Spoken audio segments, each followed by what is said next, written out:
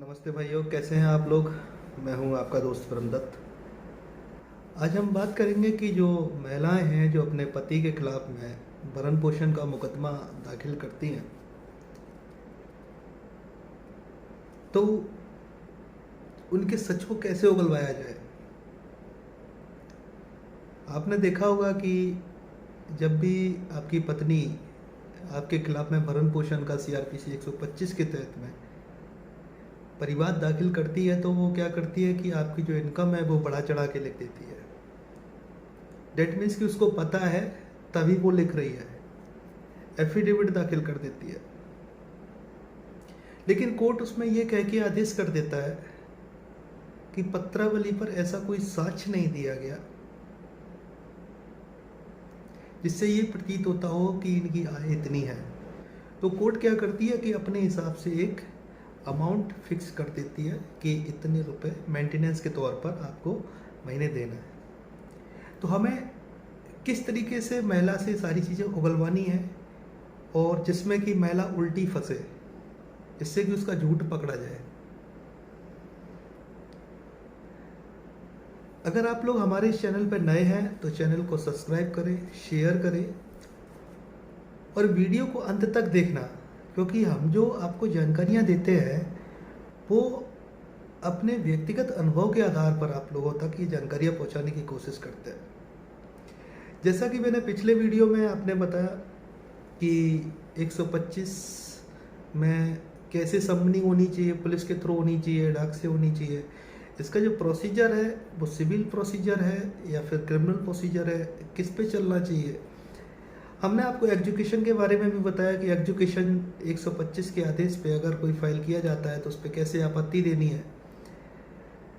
आज जो main topic है वो सिर्फ ये है कि अगर भरण पोषण के केस में अगर आपकी सैलरी या आपकी संपत्ति या आपके बारे में कोई झूठा तथ्य दिया जा रहा है तो आप उसको कैसे सामने ला सकते हैं। उसके लिए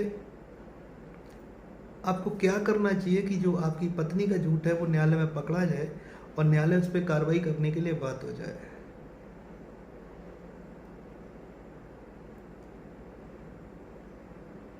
अगर आप लोग हमसे मिलना चाहते हैं, हमसे संपर्क करना चाहते हैं तो नीचे हमारा व्हाट्सएप नंबर है।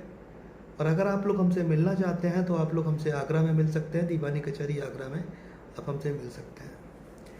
सीआरपीसी 125 के केस में जब भी कोई महिला अपना परिवाद दाखिल करती है तो वो पति की आय, संपत्ति बढ़ा चढ़ाकर लिखती है और खुद को असक्षम बताती है।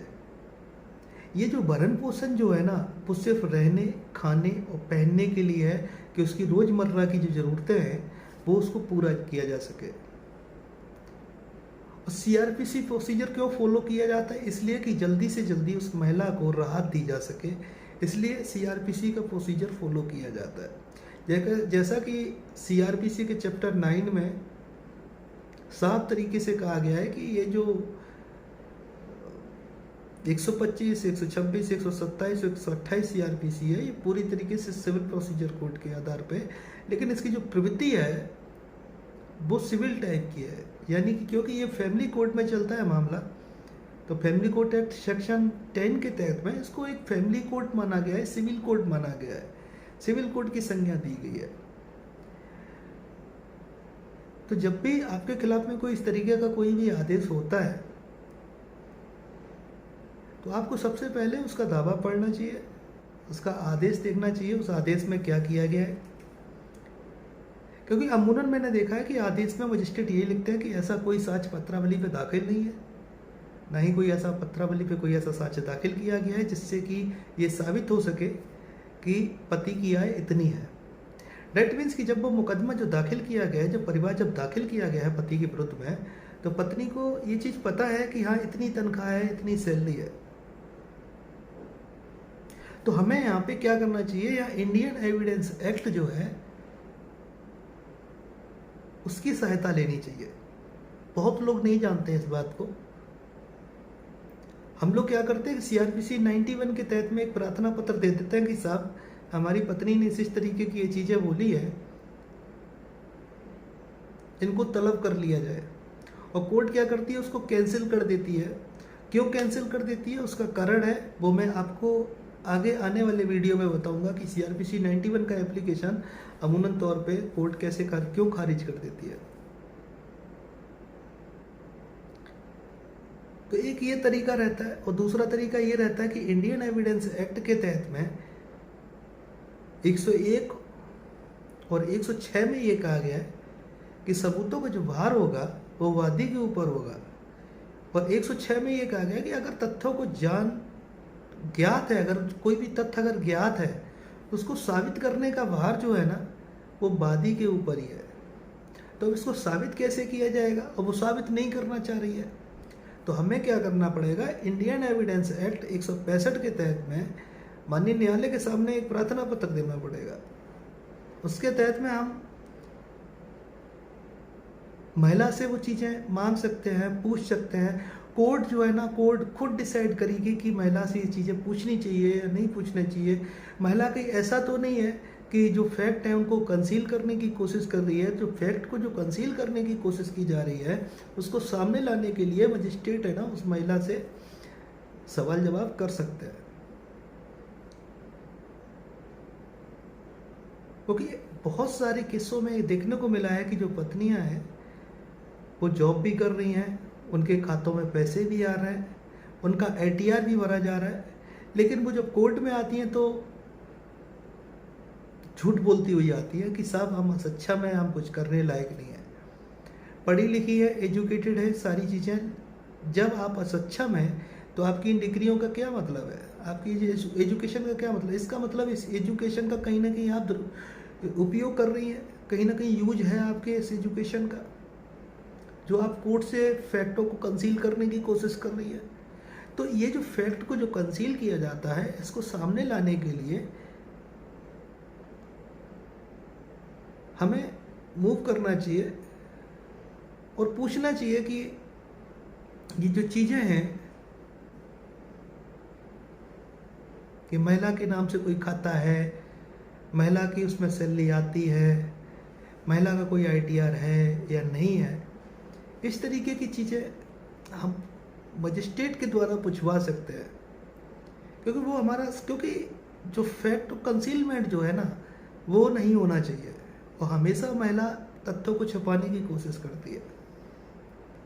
अगर आपके केस में अगर कोई ऐसा आदेश पारित हो गया 125 CRPC में, तो आप उस आदेश को खारिज कराने के लिए इंडियन एविडेंस एक्ट का भी यूज कर सकते हैं। अगर महिला ने किसी ने एग्जीक्यूशन फाइल किया 125(3) में, तो भी आप इंडियन एविडेंस एक्ट के प्रावधानों के तहत में जो तथ्यों को जो छुपाया गया है आपकी पत्नी द्वारा, उनको सामने लाया जा सकता है। प्रार्थना पत्र कैसे बनाना है, रिप्लाई कैसे बनाना है, ये सारी चीज़ें टिपिकल चीज़ें हैं, ये आपको हर कोई नहीं बताएगा, और बहुत सारे लोगों को इसकी जानकारी भी नहीं है। अगर आप लोग इस तरीके की कोई ड्राफ्टिंग वर्क सहायता चाहते हैं तो हमसे संपर्क कर सकते हैं। हम लोग आपके जो केस है, आपके जो ऑर्डर है, उनका स्टडी करते हैं। उसके बाद में निष्कर्ष निकालते हैं कि आपको किस तरीके से बेनिफिट मिलना चाहिए और किस तरीके से बेनिफिट मिलेगा। अगर आप लोग हमसे मिलना चाहते हैं तो आप लोग हमसे आगरा में भी मिल सकते हैं। अगर आप लोग हमसे कॉल पे बात करना चाहते हैं तो हमने 300 रुपये कॉल के रखे हुए हैं। ये जो नंबर मेरा नीचे डिस्प्ले कर रहा है 7906300632, यही हमारा UPI है। हम ज्ञान फ्री में दे सकते हैं, समय फ्री में किसी को नहीं दे सकते, क्योंकि समय बहुत अनमोल है। और ये जो वीडियो बनाने का जो मकसद है ना, सिर्फ यही है कि आप लोगों का भी समय बचाया जाए, आप लोगों का पैसा बचाया जाए, हमारा भी समय बचाया जाए। इसलिए मास मैसेज में जानकारियाँ पहुँचाने के लिए हम ये वीडियो बनाते हैं, और उम्मीद करते हैं कि आप लोग हमारे वीडियो को फॉलो करेंगे, ताकि कि आपके परिवार को सुरक्षित किया जा सके। अगर आपको मेरी बात समझ में आई हो, मेरा वीडियो अच्छा लगा हो, तो कमेंट करके ज़रूर बताना, ताकि कि हमें आगे भी प्रेरणा मिलती रहे कि इसी तरीके की वीडियो आप लोगों तक लाते रहे। आप लोगों ने बहुत सहयोग दिया है, और CRPC 125 के केस को कैसे खारिज कराना है उसके लिए ऑलरेडी मैंने वीडियो बना रखा है। अगर आपके खिलाफ में वारंट जारी हो गए और आपको इलीगल तरीके से जेल भेज दिया गया है, तो आप उसके खिलाफ में कैसे जा सकते हैं, इसके संबंध में हम वीडियो बनाते रहेंगे। आप लोग अपने कमेंट में बताएं कि आपकी समस्या क्या है, और आपकी समस्या के आधार पर हम वीडियो बनाएंगे और आप लोगों तक आपकी समस्या का समाधान पहुंचाने की कोशिश करेंगे।